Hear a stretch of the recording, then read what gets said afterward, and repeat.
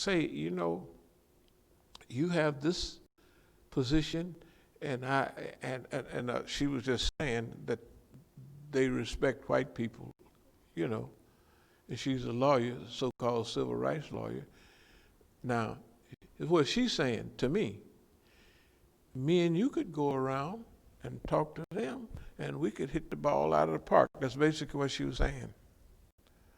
That's what she's saying to me. Go where her and Amy is standing right on the stage with Care and everybody the other day. All of them was there. Every last one of them. Amy Martin, Myra Van Houten, because Amy says, and I want to say such and such, this is my friend, we didn't see her, but Myra Van Houten, that's the white lady from way back, olive oil looking lady. I mean, she looks nice, but she's olive oil, she was then. I mean, real live, olive oil, whoever she was, And then they had enough nerve to think that, because I called the house and the brother answered, and he was mad, like, what you doing calling my woman? I was hinting like, well, I just got this number, it's on a card right here, and I just wouldn't mind talking. Well, who is this? I said, this is your dear brother. I knew what white boy it was, I said, it's your dear brother. So anyway, it didn't fly, but I'm telling you, when you're involved in this, you can see where everybody's coming from. There's Amy Martin, there's Care, there's RT, there's Brian Becker, there's Amy Martin again, there's Chris Hedges, there's the other black wavy-headed black woman, the new Jim Crow. They all make sense, but they don't do nothing. Why is it all these people, they got the game down, but they're not doing nothing? What would prevent them from getting together and not having an explanation of things, right, but action on things? Why do they talk to us about Martin Luther King and Malcolm X and try to take us back on a civil rights ride backwards to them and not pay attention to what's happening today, right? Why is Black Lives Matter and every other group that we can see, oh, you should have heard it the other day. Black Lives Matter now have refocused. They know what they want now. I said, now, you got to imagine now, you have to have self-control to deal with these people. You got to be strategic. You got to plan way ahead. Now, if this stuff has been happening for, let's say, 40 years, and this stuff here for the last 20 years, remember, I came to Washington, D.C. with one thing in mind. I call it to get the game. Because I got all the game in California, and I wanted to come here, and that's exactly what happened. Because of California, that's way out on the exterior, and I might not have seen and worked with all of these groups like we did, and at that period of time. Okay, let's get back to Iranians. They're going to have to do a lot of straightening up. Which ones? The Army Chiefs of Staff? No. The ones educated here in America. When I was at the UN last time, and I was sitting by the door, what's her name was sitting right next to me. Over at Iswa, Faisal Khan. He was sitting right next to me, and everybody came down. Imam Musa, I haven't seen you in 34 years. That means that they had to be sitting together and studying. Okay, Imam Musa's down there. You go down. When was the last time you saw him? Well, I left University of Kansas such and such a year, so it's been 34 years since then, whenever it was. That's the first thing he said. Okay, so that means that all of these guys know who has certain inputs with these people. When I was last down there, or the time before last, when I walked in, what's her name, stood up and saluted. Zarif. He was considered a real good friend of mine, and technically, he still is a friend of mine. Then why was when he was going to go to Syria before, they didn't let him go to Syria at that time, and they kept him in Tehran to meet his friends, the little white lady. What's her name? Medea Benjamin. Code Pink. What problem do they have? The government had told them, evidently, from their behavior, or somebody that say we got action in the government. Here's their problem. Your problem is this Imam Musa guy. He cannot appeal to Americans. He don't talk in a way that appeal to Americans, right? Well, he's been our friend, that's not the point. If you want to get into America, this white folks telling them that, you want to touch the heartstring and you want your story told, you get rid of that nigga or that man. You get rid of him. And I know some people that do the same thing. How is it that the Pakistani Shias, every one of them, I'm sitting there at a lecture and Medea Benjamin is on a lecture thing with me, and she wrote a book about Saudi Arabia, and something come up I said, well, which of course was right. And they had her on the stage with me. What the hell is she doing on the stage with me? She's not even nowhere in the classification. She's not within 100 miles of Imam Musa on Saudi Arabia, because she ain't been fighting with him. We've been tussling with him at that time for 40, almost, that was just a few years ago. We've been tussling with, we know everything about how they're gonna come. You know what I mean? But they told them, you wanna get your point across, we'll get you involved. And then, did y'all see the thing about Amy Martin? Abby. Abby, did you see it? Was it old or was it recent? This was recent. I didn't see it. Amy Martin. There's a book on Iran. I forgot the name. The name of the program? Was it her program? Or? She was on CARE down in Texas a few days ago. Okay, because I see something from CARE, but about Abby Martin. This was within the last few months. Okay, the point was who was there. She was on the stage and CARE. They look like who they are. Middle class, suited down. They look like the white man down in Texas. Meeks or whatever his name was. Right. That's what, look, they done told them. You could tell by their behavior. They've been, and then they have an inferiority complex. Some of the big ones, Iranians don't have too much of a fear.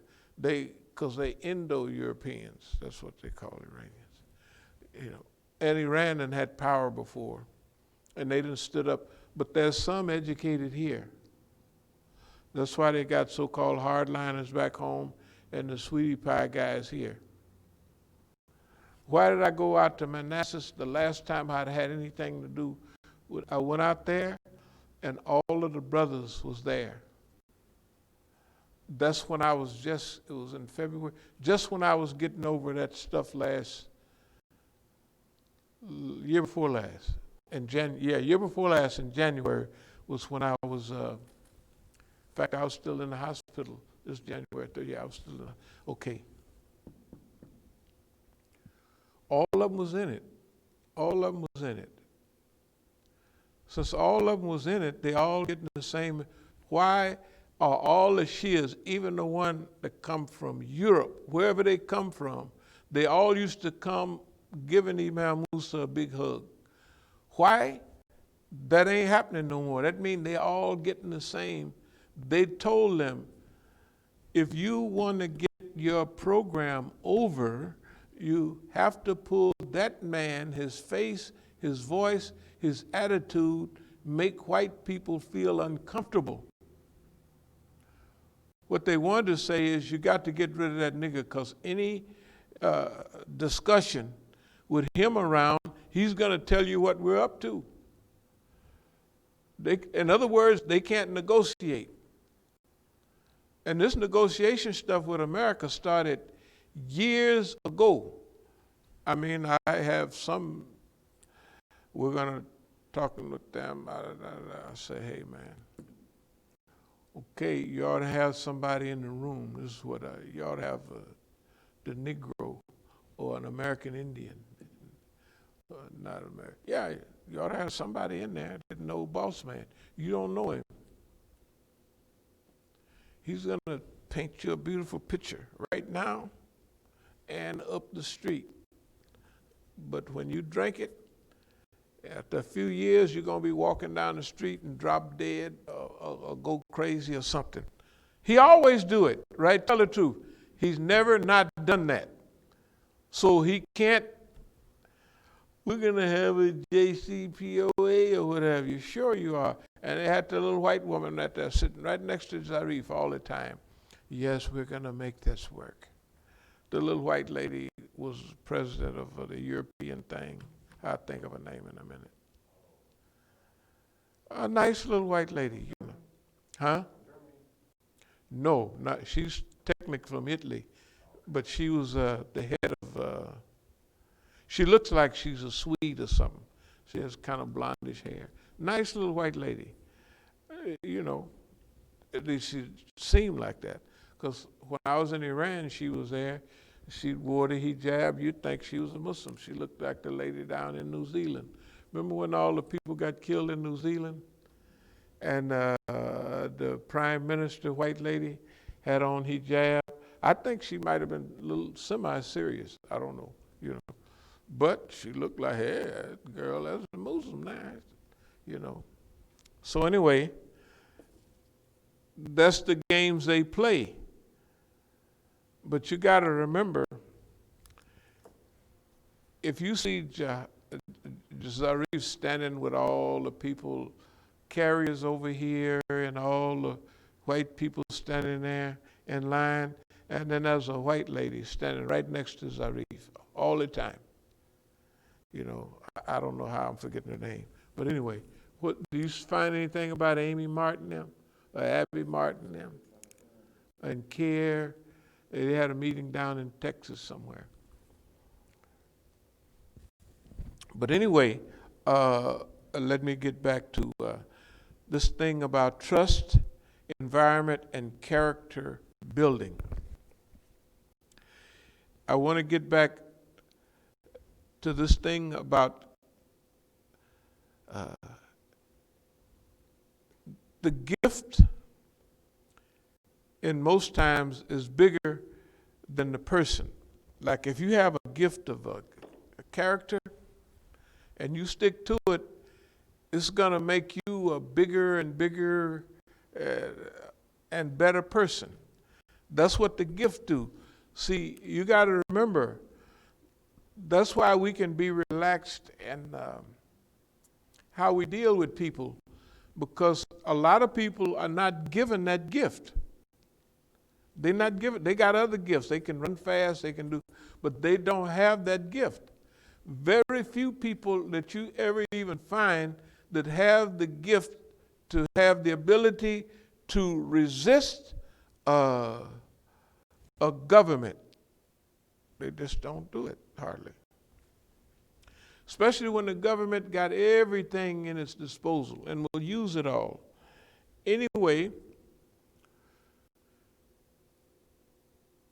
the Iranian Foreign Ministry has access. Now remember, the Foreign Ministry, when I was sitting in the spot with Zarif one time, you know, where the diplomats come in. Sometimes we go and we don't have to go through passport control. They just take our passport, they get it stamped, or we're going on the plane, we'll go through the diplomatic corps sometime.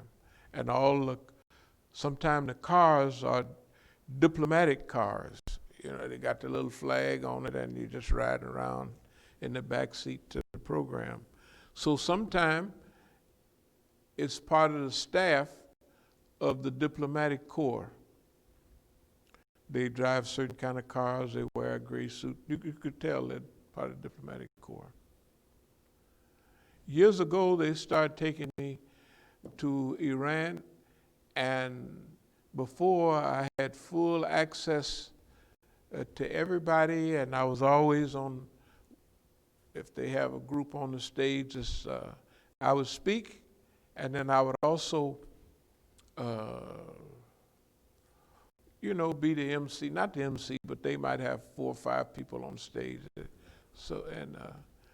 So after they hear you speak, then you got up there on the stage again. This is giving you credibility. So that was a time when I'm getting direct access to everybody like that. Okay, then it comes a time some years ago that I'm in the big mix, all the big auditoriums, I'm going through all of that, but they're taking me outside of town, not outside of town, but out in the north. And I'm going through the period.